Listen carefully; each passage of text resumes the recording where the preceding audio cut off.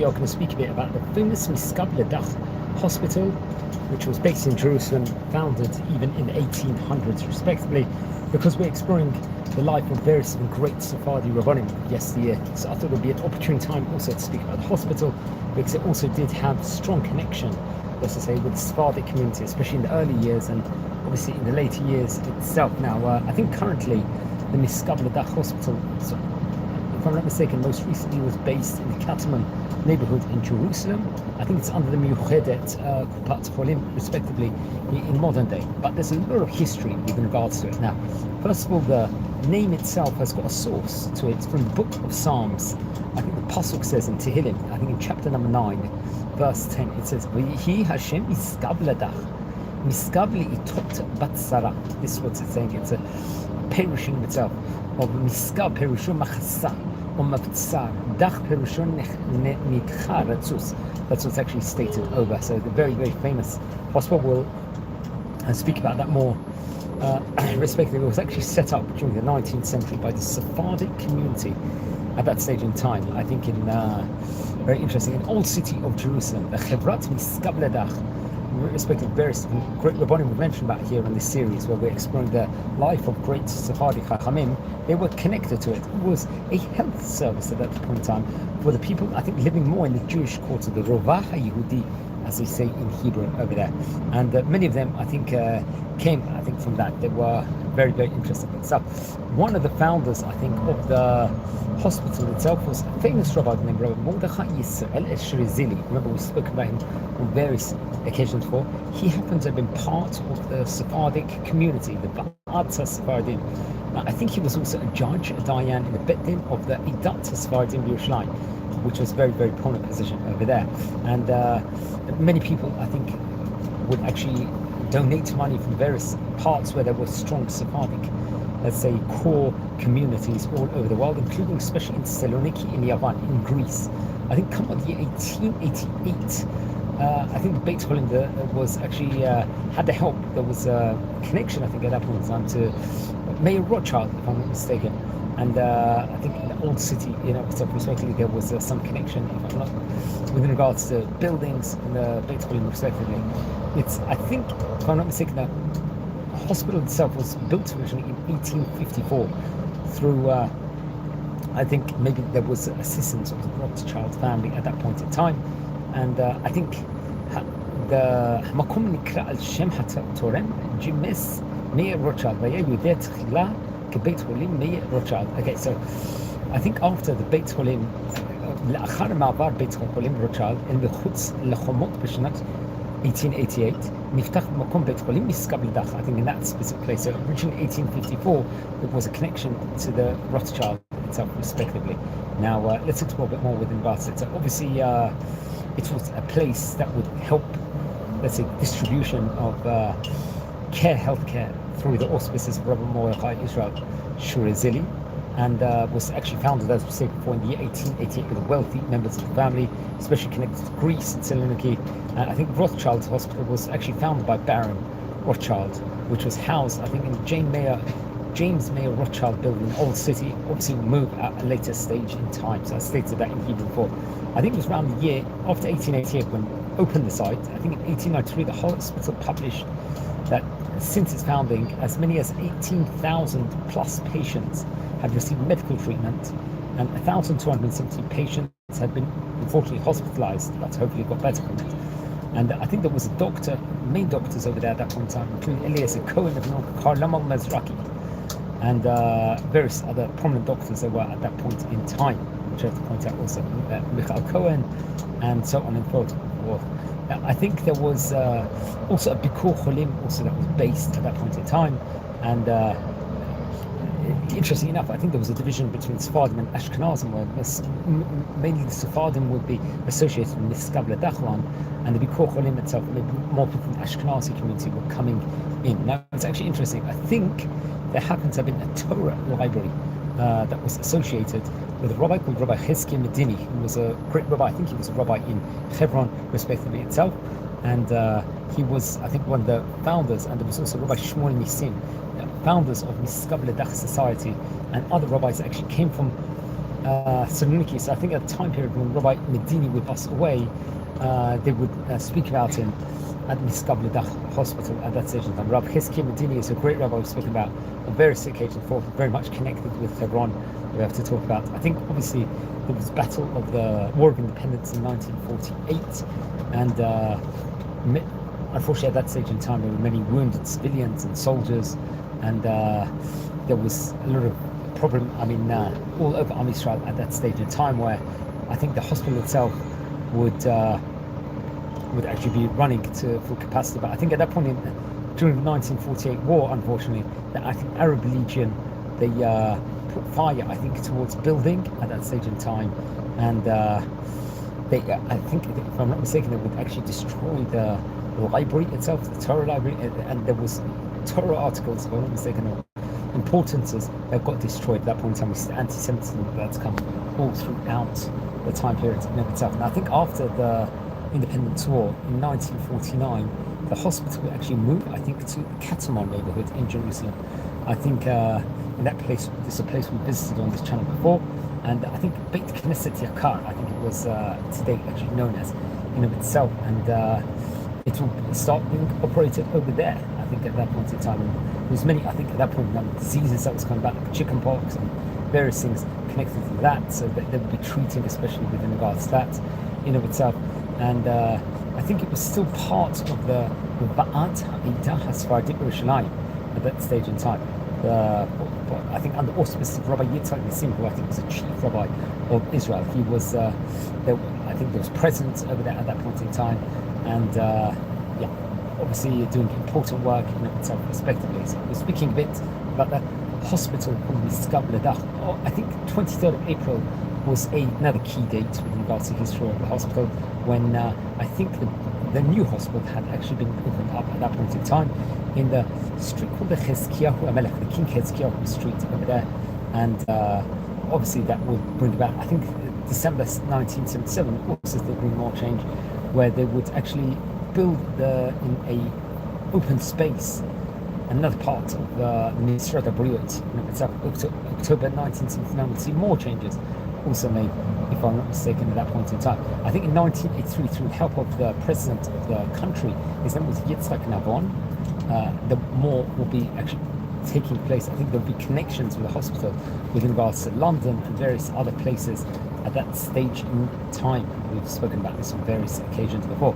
Yes, so it's obviously situated in Katmon in Jerusalem. Technically, if we look back to the Rothschild pyramid, the hospital really did start up, you could say, officially in the year 1854, obviously being a Jewish hospital itself. It's interesting, the Rothschild family itself was a French family, so they would actually originally found it in 1854, and one of the targets of this hospital itself was to enable the Jews to be independent of Christian missionary hospitals. That's what's brought over. So there was definitely a religious importance with regards to the hospital, and it served the city's Jewish population, its location, especially in Jerusalem at that point in time, in the old city, till 1948, obviously the war, which we talked about before, when the Jordanian army conquered the Jewish quarter. The hospital reopened in Kataman, obviously we stated before, and operated for 40 years as a maternity hospital. I think afterwards they moved into new premises, a 6,700 square meter, 3-story building on Chizkiyahu HaMelech Street, which I said before. Obviously, it's a non-profit Sephardic organization that owned it. I think later on did go bankrupt. When the building was purchased by the Xholim Miuchedet, they renovated it and reopened it in 2005. As of the year 2022, Miuchedet, the Xholim, they announced the hospital would be renovated and turned over to its subsidiary management company, Medica, respectively. Now, more can be said about it. We spoke about how in 1889 change would actually come within regards to the hospital, and how it relocated to Kovshay Kataman Street in the old city after obviously the Independence War. I think just to state over what actually happened in the new location itself, it served as a small maternity hospital. I think they had 9 rooms and 28 beds.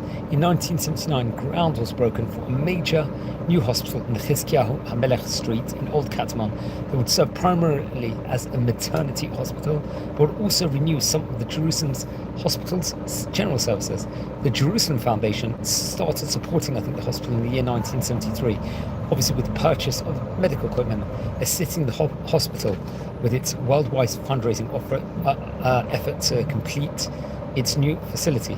1981 would see more work to go on, and the foundation helped establish several clinics and departments at the hospital. A cancer detection clinic in 1981, for example, the Elise L. Brandt Mother and Child Care Center in 1988, and I think a child care center in 2004, respectively, that would actually be opened up at that stage in time. So just take a short break. Yes, so various other departments of the hospital open after the 2000 new millennia. I think there was Professor Ino Skayaki dental clinic would open up, named in memory of the founder of the Hadassah Hospital Hebrew University School of Dentistry in 1989. I think Maxine Sherman Recovery Room and Intensive Care Unit in 1991, respectively. I think the Maccabi Salzburger Memorial Garden in front of the hospital was erected, respectively. And I think this was in 1963 within the garden in 1987, and the hospital was closed in 2001. Now, it's interesting that we said on the outset, it was connected to the Sephardi Community Council originally. So let's learn a bit with regards to maybe a bit about the history of the Community Council, because we see that they do very important work within regards to the hospital in itself, the hospital that does that, let's just say, does so much work for Am Yisrael over the last 200 years. The Sephardi Community Council was a Jerusalem-based committee which served as an unofficial governing body of the Sephardic Jewish community in the city prior to Israel's independence at that stage in time. The organization purchased property from donations and endowments, which were then made available to Jews in need of shelter and resources. Was, I think, founded as early as the 13th century. The founder was Nachmanides, very interesting enough. Obviously, the official language was Hebrew and Ladino, and the president, Yehezkel Zakai, I'm not sure how it's running today in itself, would serve many community binder for Jews for many years during the Byzantine and Ottoman occupation of the land of Israel. The organization was led by the Sephardic chief rabbi, usually, the Chacham Bashi, especially beginning of the 19th century. It was led by the Chacham Bashi, who was seen as authority representative of the community in Israel towards the authorities of the Ottoman Empire, as well as supreme authority in Jewish matters. During the mid-19th century, the committee suffered from fracturing due to there was differences, I think, and the Western Community Committee had split and followed other groups respectively. I think by the beginning of the 19th century, the influence of the Sephardi Council was weakened, I think, due to different reasons. I think there was a large wave of aliyah coming from Ashkenazi communities, which reduced the large Sephardi majority there was in Jerusalem. I think there was other things. I think after Rabbi Yaakov Shaul Elisha, who was a Chacham Bashi, the chief rabbi, passed away, I think, in the year 1906, or he left the chief rabbinate role at that stage in time. And obviously, following the Second World War, the resources of the community had been greatly reduced after the Second World War. I think during the British Mandate period of Palestine, 2 months after the mandatory Palestine was established, the committee was reorganized in a new format that lasted throughout the period as a legal entity. Let's just say it had official duties such as supervision of the congregation's assets in Israel and its income and the management of educational foundations in their holding. Now, what's interesting, friends, they say following the Second World War, I think the First World War, the president of the committee was a lawyer of the name Samuel Lupo. And during the Second World War, the president of the committee was David Abulafia.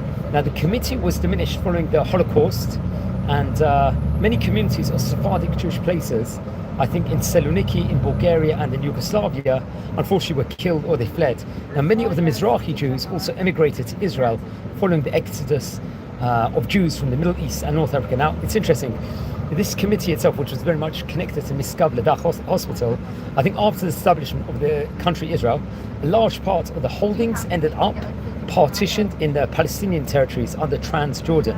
The committee also lost its rights over its endowment of the Sima Balilulus. Now, what's interesting, I think more would actually happen at that stage in time. We spoke about the two key people there were at that point in time. Rabbi Yaakov, someone named Rabbi Elisha, someone of the name of the Elisha family, and David Saturn were very, very, let's just say, they were very, very much connected also to the hospital at that point in time. Now, it's interesting, the committee owned a lot of real estate in Jerusalem, including the plot of land at the Mount of Olives, for burial of their members, residential buildings for housing, and shops in Jerusalem. Now it's reported over in the Old City they included the Beit Gabul al-Mana, house purchases for the poor, various different Beit Tambui, various different Talmud Torahs for poor people, and courtyards around 4 Sephardic synagogues, one in the name of Rabbi Yochanan ben Zakkai, and obviously what we're talking about now, the Misgav Ledach, that will obviously be the hospital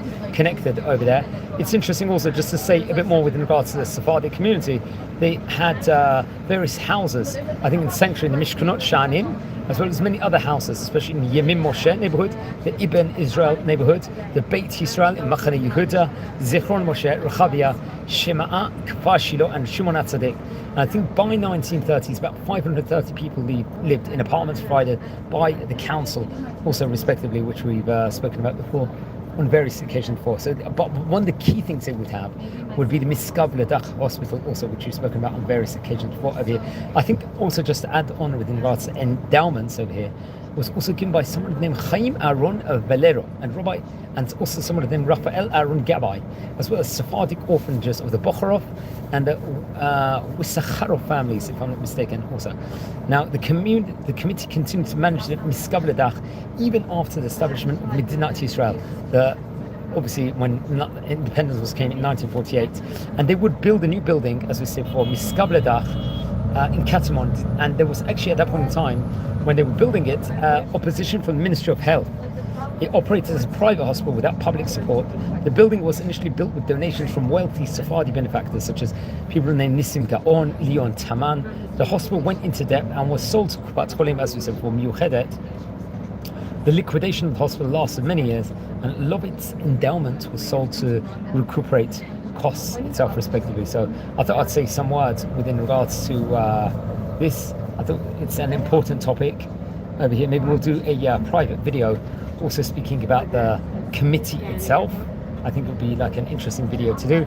But we're speaking today about the Misgav Ledach Hospital. There are many famous hospitals in Jerusalem, especially in modern day, where we see there is Shari Tzedek Hospital, Hadassah, and Kerem Hospital, and many other hospitals respectively over here. So I thought it would be informative. It's a class on the history of the Misgav Ledach Hospital here in Jerusalem, which all day, friends, everyone subscribe to the channel. We're nearing 7,500 subscribers. We're a community here, friends. We are learning a lot about the Sephardic history in general of the state of Israel, and so on and so forth. So wishing you blessings here from Israel, and subscribe and take care. Have a great day.